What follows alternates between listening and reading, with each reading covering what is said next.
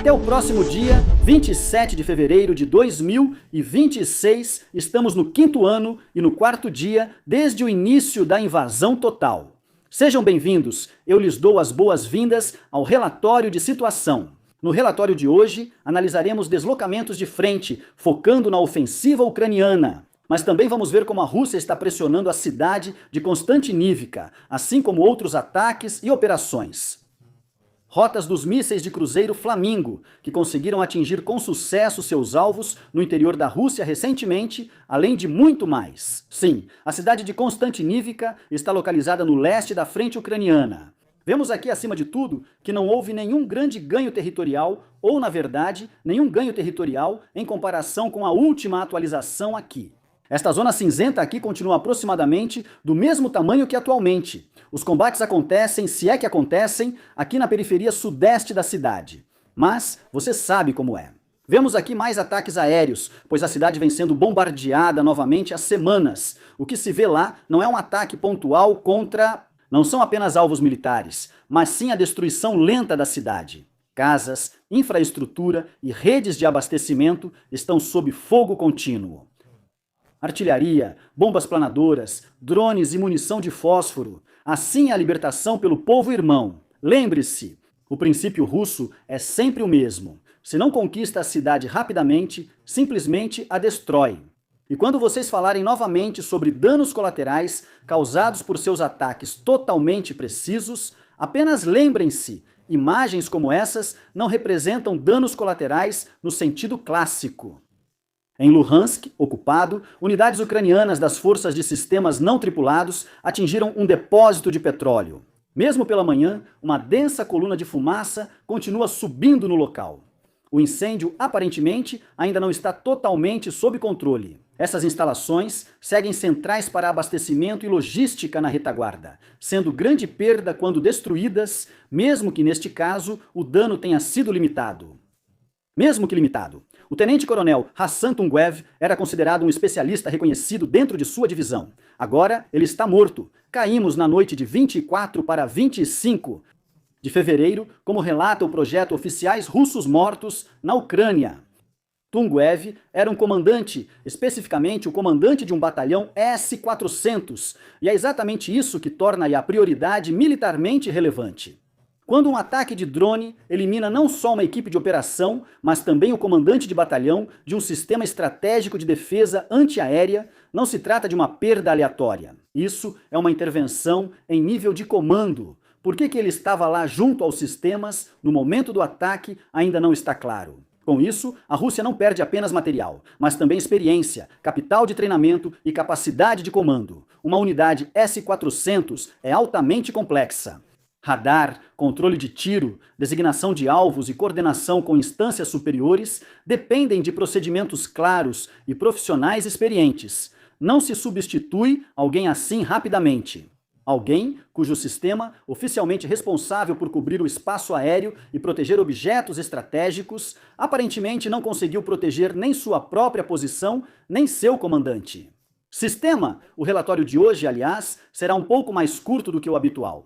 O motivo é que preciso ir para Berlim agora. Vou visitar a Ucrânia, Berlim, mais uma vez. Vocês sabem, nós doamos muitos veículos para lá, ou melhor, doamos dinheiro para adquirir veículos. E é justo, de vez em quando, dar uma passada para ver o que está acontecendo, porque justamente esse é o estado das coisas. Sempre há informações interessantes, por isso continuarei mantendo vocês informados. Enquanto isso, vamos dar uma olhada novamente na linha de frente, mas em outro setor. É aqui que está acontecendo a ofensiva ucraniana, que até agora permanece limitada localmente.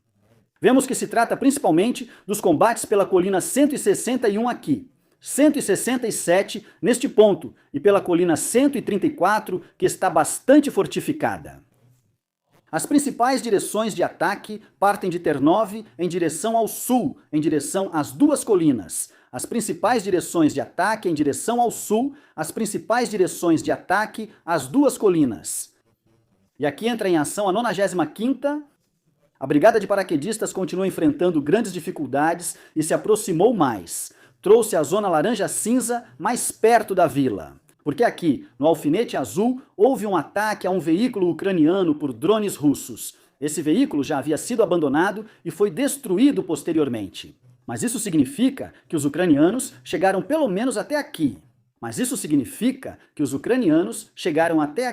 Bloqueando a área com minas antitanque. A fita já estava assim de qualquer jeito. Claro que isso vai funcionar. Aqui em Privilja, um drone de reconhecimento russo, ou seja, um drone Orland, foi destruído. É claro que eles não estão por aqui perto. Eles não iriam reconhecer suas próprias posições. Isso seria absolutamente idiota. Podemos supor que os ucranianos provavelmente já estão um pouco melhor posicionados, ou pelo menos com várias unidades nesta área laranja aqui. Como disse, só marco as duas localidades com prova clara de que estão lá e conseguiram mantê-las por mais de algumas horas. Caso contrário, não adianta para mim. Apesar disso, os combates ainda são bastante intensos, especialmente aqui nesta região. Mas por que atacar ali? Se os combates são tão difíceis, se é tão difícil avançar, se os russos realmente estão bem entrincheirados aqui? Qual é o sentido disso? Bem, se eles conquistassem Ribna, isso abriria caminho para avançar um pouco mais para o sudeste, até aqui, Uzbenivka, um grande objetivo. Porque se eles conseguirem manter e também conquistar Uzbenivka, eles voltam a ter acesso à sua linha de defesa aqui, que perderam em setembro e que também é o objetivo desta ofensiva. Ou seja, alcançar e manter essa linha, ou seja, nas antigas posições. Ao mesmo tempo, como eu disse, eles também tentam isso nesta área aqui, mas também não conseguem realmente avançar. Aqui ainda estamos na altura de Berezovsk. Outros já marcaram a localidade como conquistada, mas eu não. Aqui também, exatamente aqui nesta estrada, vou aproximar um pouco, então aqui na estrada, na entrada leste da localidade, houve também um ataque a um veículo ucraniano por um drone russo. Isso não significa que os russos ainda estejam na localidade, mas quer dizer que os ucranianos também estão sendo alvo aqui, o que naturalmente dificulta um avanço maior. Vamos revisar novamente no domingo, no próximo relatório. Talvez até lá algo mude. Agora que já começou o 5º ano, desde o início da invasão total, é claro que, como vimos nos últimos relatórios, aliás, eu comentei quase todos os relatórios, houve muitas reclamações, ou muitas, análises bastante sóbrias de blogueiros russos, principalmente daqueles que são muito leais ao Kremlin, mas que se manifestaram contra ele. O mesmo acontece aqui com Butusov. Sua principal crítica é muito simples. Ele pôde dizer que, em 2022, os russos conseguiram atacar muito bem e conquistar muito território, porque os ucranianos, no início, quase não defenderam, e isso só foi acontecendo gradualmente depois. Ele destaca que a maioria das pontes não foi destruída, pois, se os ucranianos tivessem feito isso, os russos não teriam avançado tanto. Ele relata o dia 24. Ele não descreve o 24 de fevereiro de 2022 como uma defesa heróica, mas sim como uma série de corredores abertos. 5 pontes ao sul, rumo à Crimeia, seguem intactas, e no norte também não houve destruição sistemática. O resultado, colunas russas avançaram de 150 a 200 km por dia, distância que ainda gostariam de conquistar hoje. Agora são cerca de 2 a 3 km por dia, se tanto, e isso apenas em um trecho da linha de frente. Não porque eles fossem imparáveis, mas simplesmente porque ninguém tentou detê-los. Hostomel é um bom exemplo para ele. A operação aerotransportada foi arriscada e poderia ter sido isolada, mas os reforços chegaram pelas vias de transporte intactas. Da mesma forma no sul. Kochavigadan, ponte ferroviária, Baixerson, ponte Antonivsky, objetos estratégicos-chave que, segundo ele, caíram sem proteção suficiente. Ele argumenta militarmente, não politicamente. Em seu cenário de defesa com invasão esperada, cargas explosivas preparadas são parte essencial do planejamento operacional. Isso é o básico da defesa, especialmente com muitas pontes. Gargalos, rios e diques são pontos naturais de retardamento, como mostrado nos últimos relatórios de situação. Se destruídos a tempo, você obriga o inimigo a construir pontes e atravessar terrenos difíceis. Manutenção. Uma passagem destruída pode atrasar uma formação mecanizada por horas ou dias. Ele cita um exemplo. Uma passagem de barragem minada parou um regimento russo por um dia inteiro, sem artilharia, drones ou combates, apenas por uma barreira preparada. Segundo Drone Bomber, citando canais de monitoramento russos, Drone Bomber é um canal russo que traça ou estima ataques ucranianos em um mapa. É possível reconstruir razoavelmente bem a rota de voo relatada de 3 mísseis de cruzeiro Flamingo. O que chama mais atenção nisso é principalmente uma coisa: todos os 3 teriam voado cerca de 1.800 quilômetros e quase todos de forma idêntica, ou seja, seguiram exatamente as mesmas rotas, em grande parte ao longo do rio Don e de suas curvas. Isso, é claro, corresponde a uma rota escolhida de forma deliberada. Corredores de rios oferecem, em uma altitude de voo muito baixa, uma camuflagem natural contra o radar. O terreno, as margens e as curvas do leito do rio dificultam a detecção antecipada.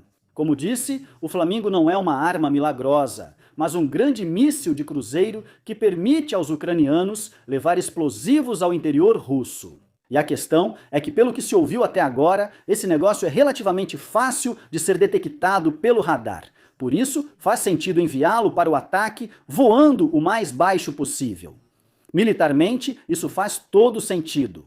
Se o reconhecimento ou avanços anteriores mostrarem onde a defesa aérea russa está enfraquecida ou mal coordenada, o foco será exatamente nesses alvos. Rotas. Pelo trajeto mapeado, nota-se claramente os trechos sem cobertura densa de radar ou interceptação. Trechos mais longos ao longo do Don parecem simplesmente não ter sido monitorados de forma eficaz, ou pelo menos não foram defendidos de maneira eficiente. E foram exatamente essas brechas que foram aproveitadas. 3 sistemas, mesma rota, quase lado a lado. Isso certamente não é coincidência, mas sim um indício de uma análise direcionada das disposições da defesa antiaérea inimiga e de sua exploração sistemática. Agradeço aos assinantes, membros do canal e à equipe Algor. Um agradecimento especial ao Tenente-Coronel Renek, Siller Dietrich e Fred Jo Meyerhofer. Inscrevam-se, curtam, comentem e até o próximo relatório.